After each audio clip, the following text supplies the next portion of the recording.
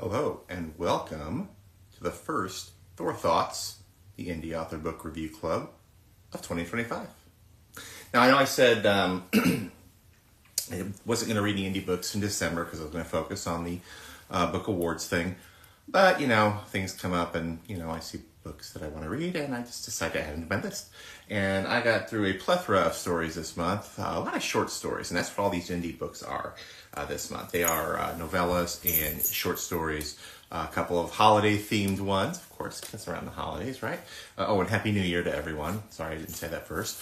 But anyway, there are 4 shorter tales. This is going to be probably a shorter edition of Thor Thoughts. You know me, I like to just kind of get through these quickly because no one wants to hear me rambling for too long. But I do want to give, of course, always give my props to the indie authors that I read because they're always wonderful. And like I said, 4 short stories / novellas that I read in December. I wanted to go over those. So I'll talk about the holiday books first. And the first one on the list is called Christmas Night of the Scurry Furry, and this is by E. Reyes. I've read a lot of stories by E. Reyes. He likes mostly shorter works of horror. He's got other holiday horror tales out there. Definitely highly recommend him if you love horror, indie horror authors. He's one of my favorites. I had not read this one, and I was kind of, when I saw it, and I'm like, yeah, I got to read this. It's just Christmas time. Let's read a Christmas story. But I kind of considered this one, I put it in my review as a Critters Christmas special. If you ever seen the movie Critters or any of its sequels, the little furry monsters that come and basically devour people and just, kill at will. It's kind of the theme of this one because there's this little instead of though being little monsters from outer space, these are toys. And here's the sponsor of Thor Thoughts wandering around. But anyway, these little monsters from outer space is critters, but in this book it's toys. Every year there's that special toy. I still remember Tickle Me Elmo and some of the other things that were just like the toy that everybody would beat each other up to get for their kids for Christmas.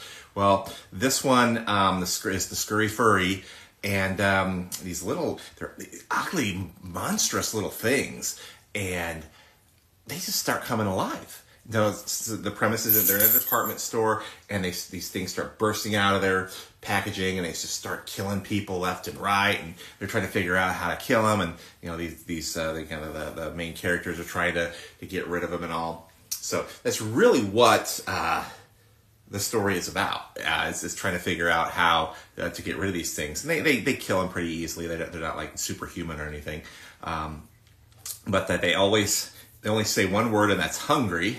And that's kind of their language, kind of like I am Groot, maybe, I don't know. But they say hungry, and next thing you know, they're devouring people. So that's pretty much the story. It's a pretty quick read. You can get it done in a day. But the author does a great job describing the carnage, as he always does. I thought some of the dialogue was a little out of place. It didn't seem to match what might have been happening in this instance, but if you're looking for kind of a holiday horror tale around Christmas time, definitely give this a shot. It's a very easy, quick read. And actually all of the author's stories. I think he's got at least one novel that I've read, but a lot of short fiction. He does a good job of really telling stories in a condensed sense, and it's a really good job. So, Christmas Night of the Scurry Furry by E. Reyes. And the second book that I read, or the second, actually this was a short story, I believe, which was called Red Christmas by Alice B. Sullivan. I'd never read anything by Miss Sullivan before, but I saw this one was being promoted during the recent horror bookathon. I can't remember what the name of it was.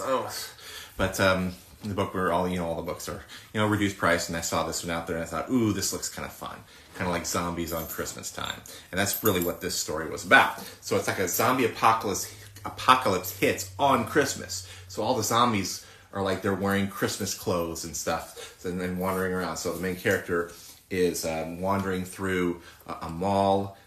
He's trying to find some things because he wants to do a Christmas tree. I mean, yes, the world is in an apocalypse. It's the zombies are out, but he's still, I think, because they said his mom died during the attack. and he wanted to get a tree for her. He wanted to find some things in this mall, so he's trying to avoid these zombies that are coming at him. So he's and the funny thing is the zombies in this he calls them carolers. Of course, it's Christmas time, and probably because they're dressed up like them for Christmas gear because it's Christmas time. But also he's trying to get through this guilt of his mom's death. So it's kind of a tragic tale, not just horror, but of someone who's kind of lost everything, but he's still trying to survive. This is probably one you could have had more of a backstory to if she wanted to make this a bigger story. But again, it works as a short story where you don't really need, where is the origin of the zombie apocalypse on Christmas? That'd be kind of fun to write about if she ever would do that. But this works well as a standalone short story. Again, if you're looking for something Christmassy, I know Christmas is past, but maybe put it on your list for next year. But Red Christmas, Alice B. Sullivan, was a very good read. I really enjoyed it. And next, the final two novellas that I read are part of Stephanie James Publishing's Choose Your Own Adventures. Now, I grew up reading a different kind of Choose Your Own Adventures. I don't know if any of you remember these, where these little thin paperbacks where you would read part of the story and then it would say, if you want to do this, go to this page. If you want him to do this, go to this page, and you would choose how the books would go on. Well, this is about different authors writing different parts of a story.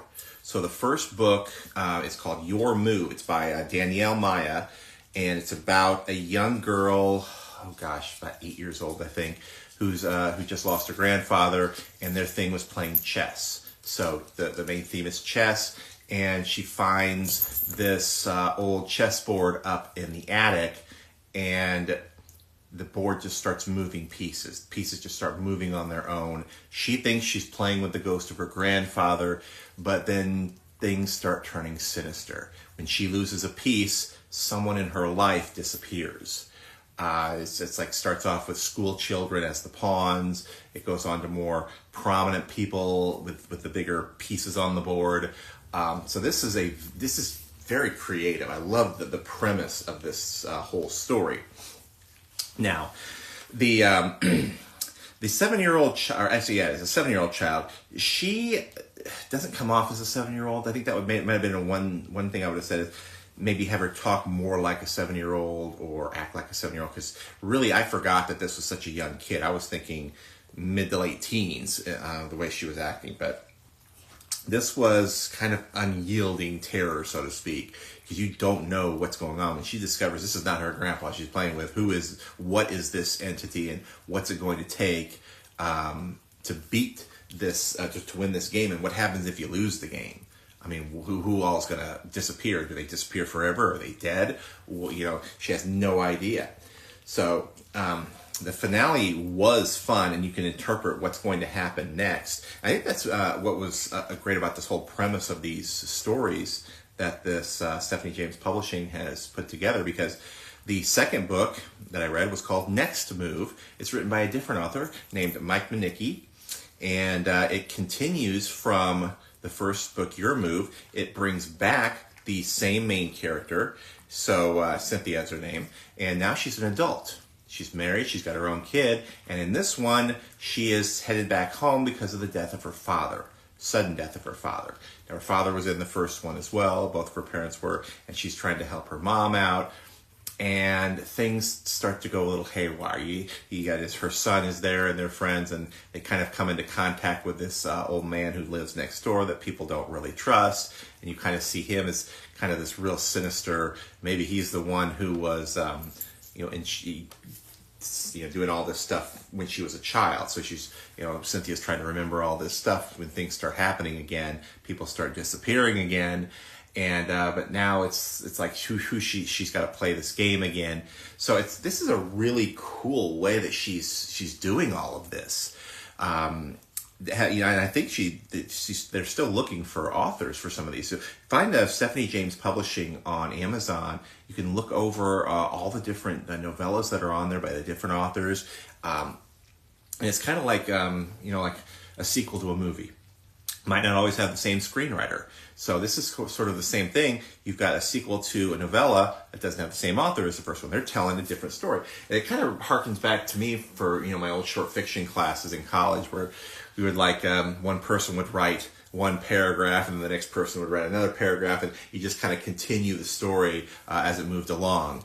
And this is a little different than that, obviously, but they're kind of keeping the same universe, the same main characters, and they're just moving the story, but with a different author and a different take. And honestly, both of these authors did a great job of keeping this. The second author, Minicky, did a great job of keeping the same voice for Cynthia, even as an adult, that you saw from the first book. You can kind of connect these, and you can kind of see it playing out in front of you. So these are very well done, and I'm very excited to read more about from these choose your own adventures. So these are fun. So actually that was it. That was it for me for the indie authors for December. I was very happy reading all those. I would recommend all of them, obviously, but moving forward, 2025. Oh my gosh, I have got a lot of stuff going on this year.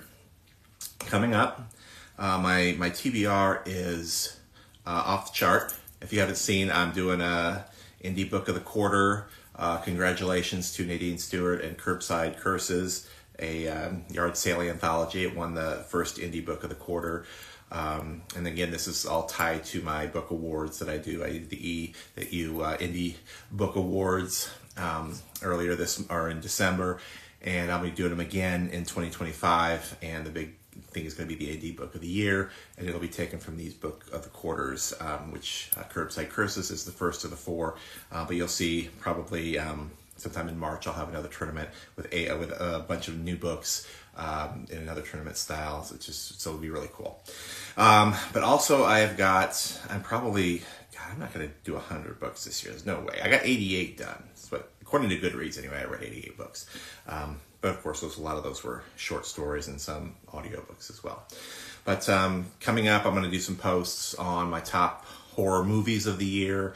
I'm doing both top 20 traditional reads as well as top 20 indie reads.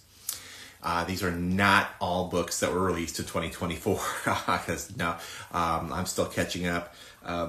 And honestly, I'm not sure if I'm going to have any indie reads in 2025 that are new releases. I've got about a year's worth that I'm trying to catch up on from people that I've read, and new authors that had books that came out in the last couple of years that I'm going to try to catch up on. So that's kind of going to be my thing going forward. So thank you for watching another Thor Thoughts, the first of 2025. I hope you enjoyed it, and I hope you check out those authors and their books.